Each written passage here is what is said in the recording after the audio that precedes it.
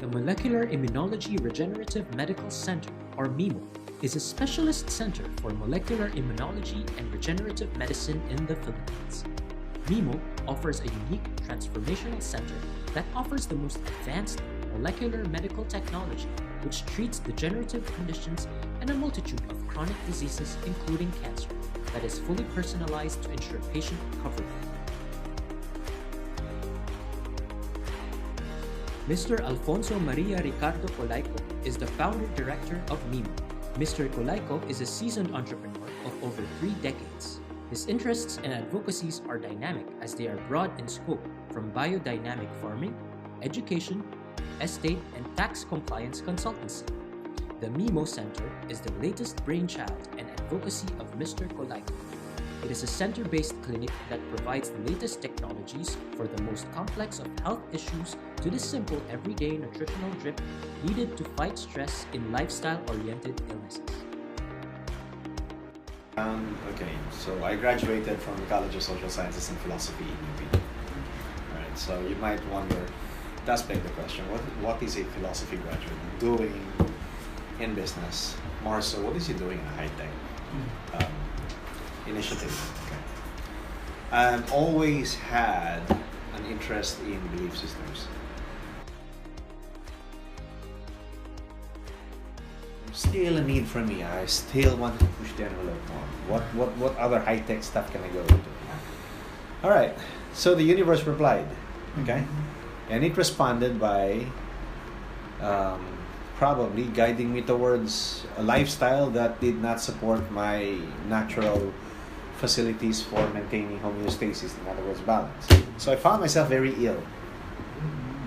No doctor could fix it. Not here, not even in the US, not even in Europe, not even in Asia.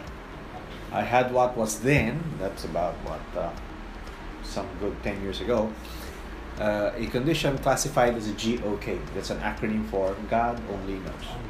And that's doctor speak for, I don't know what the hell to do with you. I don't know what drug to give you because nothing works, right? So I had what was called fibromyalgia. And back then, it was an undistinguished condition. So then came the serendipitous moment. I met somebody who I helped out, who led the way to meeting the owner of this high-tech company called Adistem. Adistem is an Australian company, molecular biology company. And they were the ones who introduced into the world autologous stem cell therapy from adipose-derived tissue. I mean, it was surreal. Within 24, 48 hours, all the colors came back. Initially, I lost weight, but I gained it all back, right? Because now I could enjoy life again. I could taste the food again. I could feel again. So everything started to change again. But the pain still, there was residual pain that remained with me for quite some time. That then led me further into inquiry. What else is missing? I'm in the stem cell business. What else is missing? So that led me to studying physiology, led me to studying preventive medicine, led me to being trained into nutrigenomics using DNA profiling. That's where we are today. Think of an idea, articulate it, bring it into fruition, and have it impact and help people. And that's now what I've distinguished for myself is why I've been in very technical fields, because I believe in my belief system consciously that I look into fields that are disruptive because I want to wake people up. I want to wake people up. I want people to realize, hey, there's a better way of living. Right? There's a better way of living. So even today, we're a very deep molecular immunology unit. We help people through DNA. We help DNA profiling, nutrigenomics, all of this. But it's all still very material. And what I've found is for patients who are not as receptive to the programs, I go back to their belief systems. I bring consciousness there.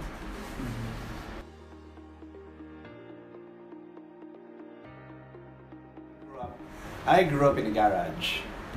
My mother and her siblings had a taxi business back in the day. So I was exposed to cars at a very young age. I was still a grade school student. We were rebuilding those engines. We were grinding the valves, refitting them with piston rings, rebuilding those 2R engines by Toyota, firing them up again. So that definitely had an influence. I mean, the first 7 years of your life is the foundation of your belief system. Yes. First 7 years. I agree. So, and that's supported by neuroscience. So basically, bring consciousness from now until you're 35, because when you're 35, basically you have a set personality.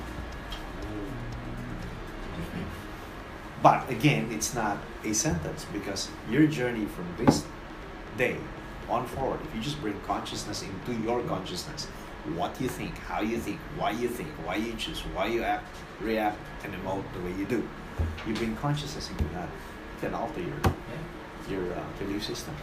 That's why I fondly remember this line in the movie by Paul. What's the name of this rock star who was a good friend of Lady Diane, who recently had a movie, Rocket Man. Elton Johnson. Elton Johnson. Who's directed? No. Was it Elton John? Yes, sir. Elton John. Rocket Man is Elton. Yeah. Right. So I remember in one of his conversations, he was talking to his black friend, and he said, "You've got to kill, all right, the guy who was born in order to give birth to the guy who wants to live." Cool. Right? In other words, you gotta kill your old belief systems. Our parents were here, and I teach this actively to my children. I'm giving you a structure for your belief system, but on the day you set your own path beyond my doors, you've got to forget all this. This is just here as a structure for you, but then you have to figure it all out according to who you really are and what consciousness you build for yourself, because that defines who you are at the end of the day.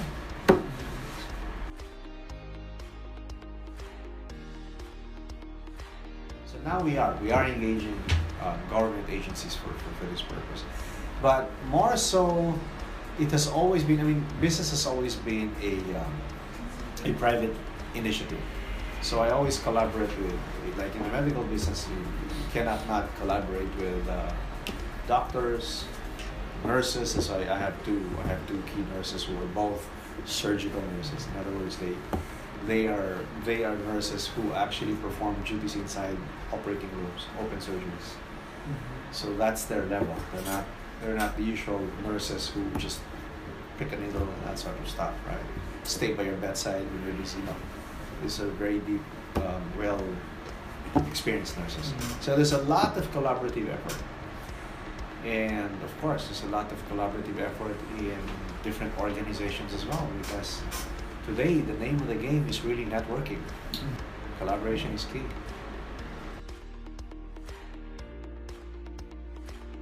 To be very candid, since I graduated philosophy, I have no background in management, I have no background in accounting, I have no background in any of this stuff. I go by my gut feel. I have an idea. I talk to people, what do you think of this idea? You think it'll help? You think, oh, that sounds like a great idea. Then I purchase. If it's an item, if it's a product, I purchase. If it's a service, I test the service. If it clicks, experience is good, has potential, overall feel, done. I initiate. That's essentially what I do. It's basically a trial and error kind of approach. Yes, very much. Medical is a lot. When you see people transform right before your eyes. I have a client who came in here, is about 5'3", 5'4". He's obese. He's an engineer. His cholesterol levels were out of the charts. His how do you call this? His fat markers were really off the charts as well. His visceral fat was really high. Blood pressure wasn't stable. Name it, he had it. His sugar levels were very unstable as well. All that was stabilized within 6 months. Not a single drop. How did you guys help him? Genetic profiling. Because our genetic profiling technology is very unique in that we focus on panels of genes, right, that contribute to three main factors to any symptomatology. There's inflammation, there's oxidative stress, and there's immune deficiency. Those three are always somewhat in the name of the game. So we focus on your panel of genes that tend to, your predisposition to, so we know exactly what genes to support from a standpoint of nutrigenomics and nutrition and nutrients to help those genes bring back homeostasis. Yeah. First learning is humility. Dang, there's a lot of fun. Right? Then you realize, but that's not what life's about. Life's not about what you lose. Life's about what you gain. So if there's always one thing to gain about failed ventures is understanding or reflecting upon where the ego got in the way. That's the reality, right? We're egotistical, especially at a younger age. Oh my gosh. Yeah. It's all about me. Then you realize life is way more than being just that's why you learn to network. You learn to realize that okay, this works, that doesn't work. And always get up, always get back on your feet. So what? So you lost a couple of million. Okay. And always remember, that's better education that you'll ever get from Harvard University or even in UP. Experience. Experience is the best teacher. I personally believe that government, the current government is doing what it can, right? What it can. My favorite, quote unquote, favorite government institution right now is the Bureau of Internal Revenue, because they are preventing this country from really achieving what's possible. Okay, and I have objective evidence how it's being perpetrated. It's an entire systematic thing, very systematic. The rules of the National Internal Revenue Code are reinterpreted in ways where if you're an unsuspecting businessman or citizen, it's like, ganun lang pala yun, wala akong magagawa. No! Hell no! If you know the rules, you can give it back to them. You're not getting away with this. And so that's what we do every time. So no, the impediment is never what's outside. The impediment is what's inside. Because at the end of the day, if I don't accept the bullshit, right, that means to say I'm going to find a way. And that's what entrepreneurship is about. It's never about what's in front of you. It's always about what would it be like? How can I? You always have to ask executive questions. What will it take? What would it be like? How can I, right, go beyond, transcend any barrier that you perceive?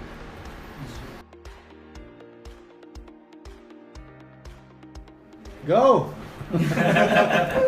First thought that comes to mind, go! Make it work. If people tell you, don't do it, thank you! All the more, do it. Yeah. Who will be the better judge? Who's the ultimate judge of whether or not you fail? It's you. No one else. No one else. As long as you do it within the bounds of the law. Right? I have a new project. I can kill people. You can't do that, right? But what I'm saying is, any initiative you want to invest your time in, go for it.